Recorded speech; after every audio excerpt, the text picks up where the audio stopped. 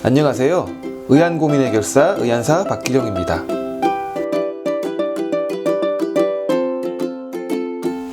지난 영상에서는 의안이 어떻게 움직이는지, 그리고 움직임이 좋은 조건은 무엇인지에 대해서 이야기를 했는데요.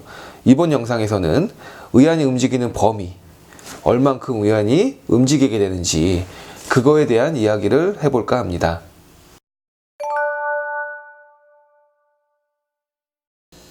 사실 의안을 착용하는 많은 분들이 의안이 어떻게 움직이는지에 대한 고민보다는 의안이 얼마만큼 움직일 수 있는지, 이렇게 의안이 움직이는 범위에 대한 고민을 훨씬 더 많이 할 텐데요. 사실 눈동자는 이렇게 지구본이 돌아가듯이 이렇게 움직이면서 눈을 굴리기 때문에 눈이 더 많이 움직이는데요. 의안은 눈 속의 구조적인 문제, 막혀 있잖아요. 그러다 보니까 실질적으로는 정상 눈보다는 당연히 더 많이 움직일 수는 없습니다. 그래서 어떤 분들은 더 의안이 많이 움직이고, 어떤 분들은 막 거의 움찔거리는 정도의 수준밖에 움직이지 못하는 분들도 계시고, 이렇게 이 가지고 있는 조건과 의안에 따라서 의안이 움직일 수 있는 범위는 정말 천차만별이다, 이렇게 우선 설명을 드리고 싶습니다. 그럼 의안이 움직이는 범위는 어떻게 정해질까요? 의안의 움직임의 범위를 정하는 가장 중요한 첫 번째 요소는 의안 착용자들이 기본적으로 가지고 있는 눈 속 움직임의 범위입니다. 지난 동영상에서 설명했듯이 의안은 절대로 스스로 움직이는 게 아닙니다. 눈 속에 공간들이 움직이면서 의안을 같이 움직이게 만드는 건데요. 의안 착용자의 눈 속이 잘 움직인다면 의안도 그에 따라서 훨씬 더 잘 움직이게 될 것이고, 그렇지 않은 경우에는 의안도 훨씬 덜 움직이게 되는 그런 상황이 생기게 되는 것이죠. 그래서 가장 중요하지만 의안으로서는 극복이 안 되는 것이 바로 의안 착용자가 기본적으로 가지고 있는 눈 속 움직임의 범위입니다. 두 번째는 의안이 움직일 수 있는 여유 공간이 얼만큼 있느냐입니다. 사실은 의안을 제작할 때 이 부분이 가장 중요하겠죠. 눈 속이 아무리 잘 움직이려고 해도 의안은 그 움직임을 다 따라갈 수는 없습니다. 왜냐하면 눈 속은 막혀있기 때문인데요.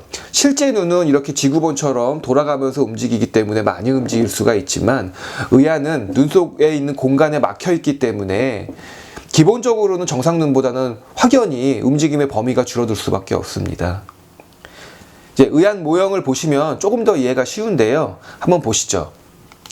이 모형을 보시면 이 눈 속의 공간은 이렇게 움직이게 될 겁니다. 그럼 그 위에 의안이 올라가면 속이 움직이는 거에 따라서 이렇게 움직이게 되는 건데요. 이 양쪽 끝이 막혀 있다고 생각을 하시면 됩니다. 의안은 이 구멍이 뚫려 있는 게 아니니까요. 이렇게 막혀 있는 상태에서 이렇게 움직이게 되는 건데요. 의안이 이렇게 올라가져 있는 상태에서 이렇게 더 많이 가려고 하는데 이 양 끝하는 막혀 있다 보니까 눈 속은 더 많이 가지만 의안은 더 못 가게 되는 겁니다. 그리고 이쪽도 마찬가지로 더 가려고 하지만 의안은 더 못 가게 되는 거고, 이렇게 눈 속은 더 많이 가려고 하지만 의안은 실질적으로는 구조적인 이유 때문에 더 못 가는 경우가 많이 생길 수밖에 없는 것이죠. 그렇다면 의안이 더 많이 움직이게 하기 위해서 의안의 폭을 줄이면 어떻게 될까요?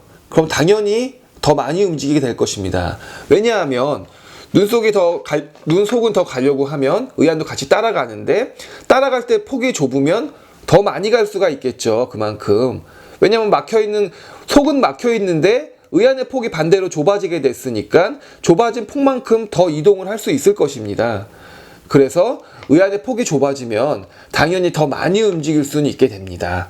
하지만 더 많이 간다면, 이렇게 간단하다면 정말 좋겠죠. 하지만 의안은 그렇게 간단하지만은 않습니다.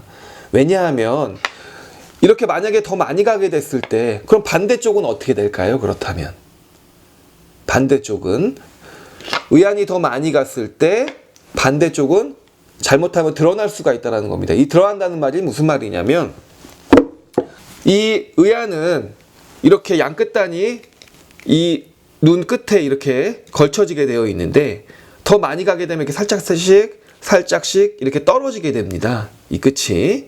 근데 이렇게 갔을 때 너무 많이 과도하게 가면 이게 너무 많이 떨어지겠죠. 그러니까 이렇게 많이 이 눈끝에서 떨어지게 되면 의안을 착용하시는 분들은 그 떨어지는 모습을 당연히 볼 수 없을 거예요. 왜냐하면 눈을 굴리면서 보기 때문에 당연히 볼 수 없을 겁니다. 하지만 옆에 계신 분이나 그 앞에서 보고 계신 분들은 이렇게 떨어지는 부분들을 보게 된다는 거예요. 그런 것들을 원하는 분들은 아마 없을 것입니다. 물론 착용자들마다 중요하게 여기는 부분들이 다 다릅니다. 그래서 움직임을 더 원하시는 분들도 계시겠지만 그분들 중에 상당수가 이 벌어지는 거, 의안 끝이 이쪽 부분에 눈끝이 벌어지는 거, 그리고 이쪽 부분에 눈끝이 벌어지는 거를 관찰을 못 하시는 분들이 상당히 많아요, 생각보다.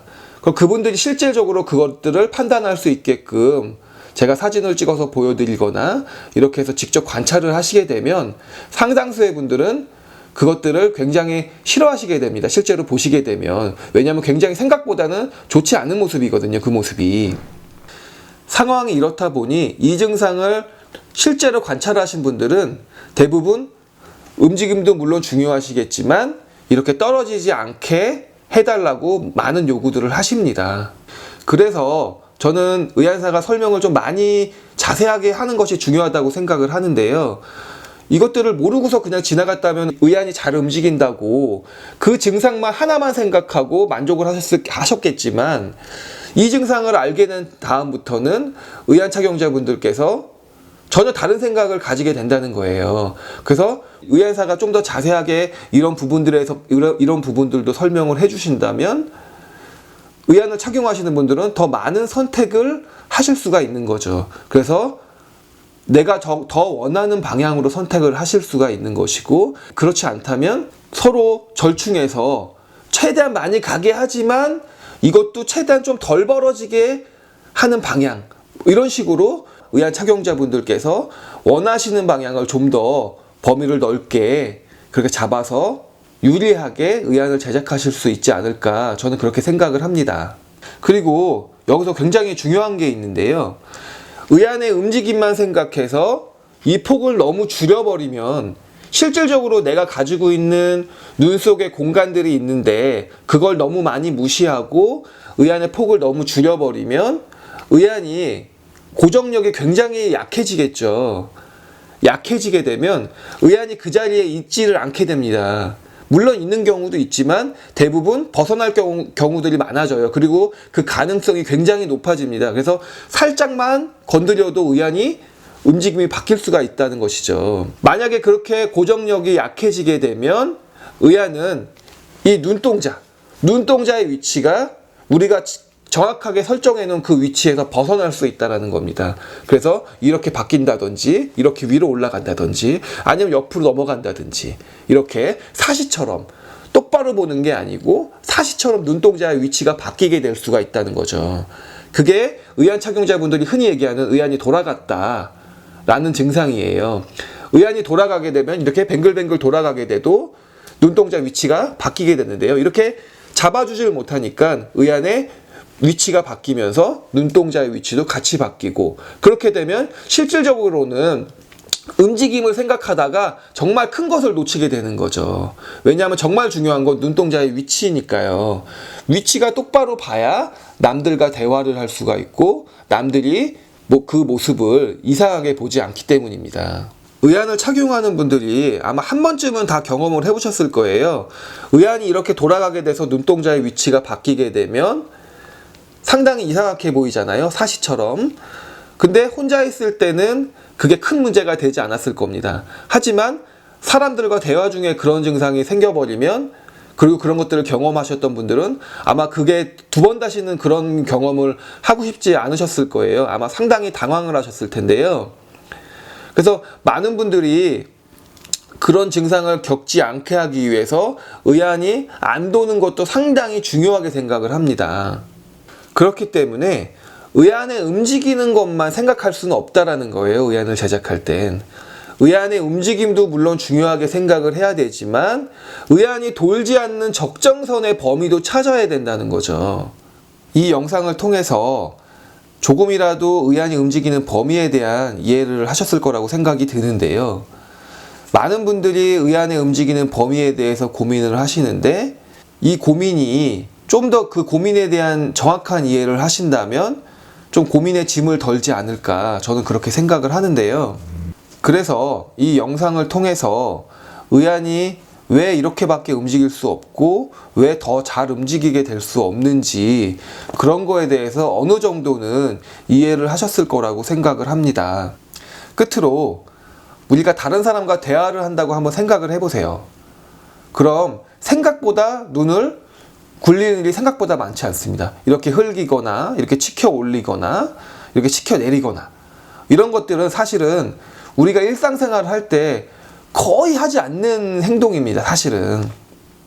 근데 의안을 착용하시는 분들은 정상눈과 똑같이 가기 위한 그런 그 열망이 굉장히 강하시기 때문에 그런 움직임까지 정상눈처럼 똑같이 가기를 원하시는 거죠. 그래서 이렇게 흘겨보면서 많은 테스트를 하면서 내 의안이 얼만큼 움직이는지 이런 것들을 테스트를 하는데요. 생각보다는 눈을 굴릴 일이 많지 않기 때문에 의안은 이렇게 일반적으로 이렇게 마주보고 대화를 하신다든지 아니면 여러분들하고 여러 사람들과 이렇게 대화를 할 때 정도의 움직임은 충분히 따라가 줄 수가 있고요. 그리고 생각보다 대화를 할 때 눈을 이렇게 굴리는, 이게 크게 굴린다기보다는 고개가 자연스럽게 돌아가는 경우가 사실은 훨씬 많습니다. 그래서 너무 움직임의 범위에 대해서 사로잡히시게 되면 다른 부분들을 많이 잃기 때문에 그런 부분들을 좀 정확하게 좀 이해를 하시고 생각을 하셔서 너무 움직임의 범위에만 사로잡히는 그런 제작 방식을 선택하지 않으시는 것도 오히려 더 자연스러운 것들을 얻을 수 있는 그런 방법이 되지 않을까 이렇게 생각을 합니다. 이렇게 의안의 움직임뿐만 아니라 다른 부분들도 종합적으로 고려를 해서 의안을 제작하는 게 더 자연스러움을 얻을 수 있는 방법이라는 것을 아시면 그 의안이 움직이는 범위에 대한 고민을 조금은 내려놓을 수 있지 않을까 이렇게 제가 조심스럽게 생각을 해봅니다. 총 2회에 걸쳐서 의안의 움직임에 대한 이야기를 했는데요. 이 영상들이 의안 착용을 준비하시는 분들 또는 의안을 착용하시는 분들에게 조금이라도 도움이 되길 바라면서 이번 영상을 마치겠습니다. 감사합니다.